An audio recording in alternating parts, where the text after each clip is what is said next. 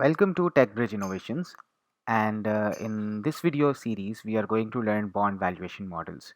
We will divide this lecture into different series of videos in which we will learn different like valuation models and also different methods of calculation of bond prices, also the YTM and duration, and many things about bonds. So first of all, let's discuss what is a bond.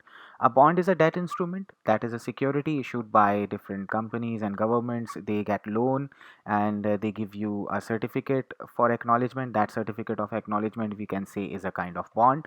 And until they give you your money back, they give you the interest payment, and that interval that interest payment is actually called the coupon in case of bond. We have a model here in which we have different data, like number of years to maturity is 9 years. So we have a bond for which we have to calculate the price, and for that bond we have 9 years to maturity. That means if after 9 years you will get the amount of loan back, that is $100 per bond, and the coupon rate is 6%. So and for the next 9 years you will get 6% interest on that amount. Coupon frequency is 4, so that means that 6% will be paid in 4 different installments, 4 equal installments in fact. And yield is 8%. That means for you the discount rate is 8%, or we can say this is called sort of YTM or the WAC or discount rate.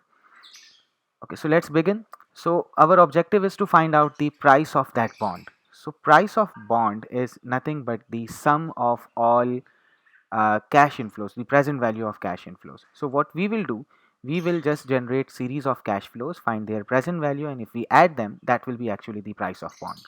So there are different approaches to calculate that thing. So first of all, we are going a little lengthy method in which we will calculate all of the cash inflows and then find their present value and add them. But this is more clear so that the valuation, when once you are doing the valuation, you know that this is the total number of periods, and this period we are going to get this much money, and this is the present value of that. So let's generate this table. So first of all, the total number of coupon payments. We know that since this bond will retire in 9 years, and we are getting 4 quarterly payments each year. So the total number of payment will be, you just multiply years left multiplied by the frequency. And one more thing you might have noticed, that instead of using the cell names, cell references like B2, B3, B4, I have named the cells which are written here cell names so that you can use it for quick reference. Now, coupon payment means how much money will be paid in each coupon. So, since the rate of interest is 6%, so 6% will be paid on the value of bond, that is 100, but that payment will be given four equal intervals. So, we are going to divide that by 4. In this case, it is coupon frequency. Whatever the number is, it will divide that. So, each quarter you are getting $1.5 as interest payment. So what we have to do is we have to find all those, the present value of all those 36 coupon payments, plus when the loan is over, mean the maturity period is over, we will get the maturity value back or the redemption value back. So we have to find present value of these two payments, like the recurring payment, which is also called annuity payment, and also a single payment that will be paid at the end of the maturity period. And I want to generate a table of that value so that for each period I can see the cash flow. So for the first period, period number 1, instead of typing 1, I will automate this process, because if someone changes this year to maturity to 8 years or 7 years or 5 years, I want Excel to calculate all of those number of periods automatically instead of someone typing it manually. So here I will write the formula that if the previous period, like the previous year in which the cash payment has been calculated, so if the previous period is smaller than the total number of payment, so means still the total number of payment has not been done, then Excel has to add 1 to the previous number, and in other cases it has to do nothing. So it's generating 1, and if I fill it down, it will add those numbers until 36 is generated. But I will generate it for 100 values or maybe 150 values, so that this model can calculate 150 or something closer to that number. Now cash inflows.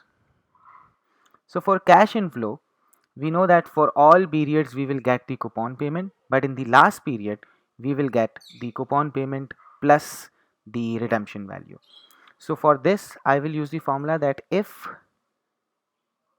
the period, that means the period number, is less than number of payments, that means 36, then coupon payment will be paid. That means still maturity has not arrived. But if this period is exactly equal to the number of coupon payment, that means this is the last payment, then coupon payment plus redemption payment will be paid. And in all other circumstances, write nothing. So let's fill it down, and it's done till the 150th value. Now present value factor. Present value factor means we need to find out a factor by which we should multiply the cash inflows to get the present value of cash inflow. And that's a very simple formula. We just write 1 plus rate of interest to the power of negative period, or 1 over 1 plus rate to the power of positive period. So equal to 1 divided by 1 plus rate of interest, not coupon rate. Rate of interest means the discounting period of the firm or the company, or your discount rate, or the yield, or YTM. And since this is yearly yield, so we will divide that by the frequency, because we are getting quarterly payments, to the power of the period. If it is 1, it will take power 1 and 2 and 3, so on. And we will fill it down, but we will get an error. That is called value error. The reason is because these two are actually, in fact, I have asked Excel to write nothing. That means it's just a string, and any means if you divide a number by any string, Excel will give you value error. So we need to get rid of this error. So what we do is we will just instruct Excel that if error, and then write whatever you want to do, and then write inverted comma here. That means if there is an error, do nothing. And now if you scroll it down, you can see that error has vanished, finished. Okay, now PV of cash flow. So we will just multiply the PV factor by the cash inflow. So this is giving us the present value of the cash inflow after one period. And again, if we fill it down, we will get the value error back.